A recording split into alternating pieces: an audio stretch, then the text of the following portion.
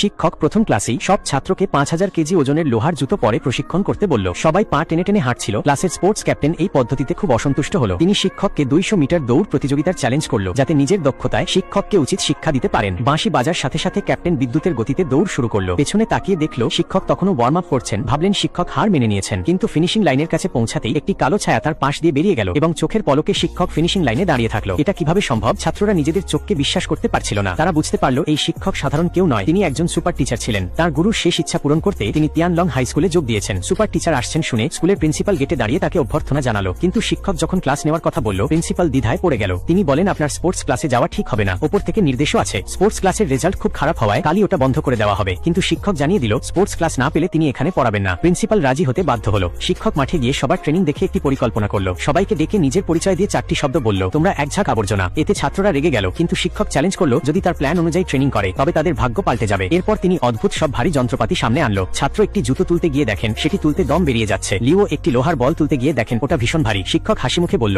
এখন থেকে এগুলো সবসময় হাতে রাখতে হবে। ছাত্রটি প্রতিবাদ করে বলল, এত ভারী জুতো পরে হাঁটাই যাচ্ছে না, দৌড়াবে কিভাবে? সবাই ট্রেনিং ছেড়ে চলে যেতে চাইলে শিক্ষক একটি বল্লম হাতে নিয়ে ছুঁড়ে দিল, যা জাদুকরী ভাবে ছাত্রদের পথ আটকে দিল। শিক্ষক গম্ভীরভাবে জিজ্ঞেস করলো, কাল থেকে সবাই নিয়ম মানবে কিনা? ভয়ে সবাই রাজি হয়ে গেল। পরের দিন প্রিন্সিপাল ও অন্যান্য কর্মকর্তারা পরিদর্শনে এসে কাপড় কাচা বা বেলুন ফোলানো দিয়ে ট্রেনিং দেখে অবাক হয়ে গেল। প্রিন্সিপাল বলল তিনি শিক্ষককে বিশ্বাস করেন, কিন্তু এই পদ্ধতি তার মাথায় ঢুকছে না। শিক্ষক বলল, সামনেই 3টি স্কুলের পরীক্ষায় যদি রেজাল্ট ভালো না হয় তবে তিনি যে কোনো শাস্তি মাথা পেতে নেবেন। রাতে ট্রেনিং শেষে ছাত্ররা যখন খুঁড়িয়ে বাড়ি ফিরছিল তখন 1 নম্বর স্কুল ইম্পেরিয়াল 3 ছাত্ররা তাদের নিয়ে মজা করে। ঝাংশান মারতে গেলে সহপাঠী তাকে থামিয়ে দিল, কারণ মারপিট করলে টুর্নামেন্ট থেকে বাদ পড়ার ভয় থাকে। প্রতিপক্ষ ইয়াংশু তাচ্ছিল্য করে বলল সে 200 মিটার 22 সেকেন্ডে দৌড়ায়, তাই তিয়ানলং স্কুলের উচিত বরাবরের মতো হার মেনে নেওয়া। এরপর খেলা শুরু হলে ইম্পেরিয়াল 3 র লিউ হং 16.15 মিটার দূরে বল ছুড়ে সবাইকে অবাক করে দিল। এটি প্রায় পেশাদার অ্যাথলেটদের পর্যায়ের স্কোর। তিয়ানলং এর লিউ ডাবাও ঘাবড়ে গেল। ডাবাও যখন বল ছুড়তে গেল তখনই খেয়াল করলো নিয়মিত লোহার বল নিয়ে প্র্যাকটিস করায় এখনকার বলটি তার কাছে পালকের মতো হালকা লাগছে। সে নতুন শক্তিতে বলটি ছুড়ে দিল এবং স্কোর বোর্ডের দিকে তাকিয়ে সবাই স্তব্ধ হয়ে গেল।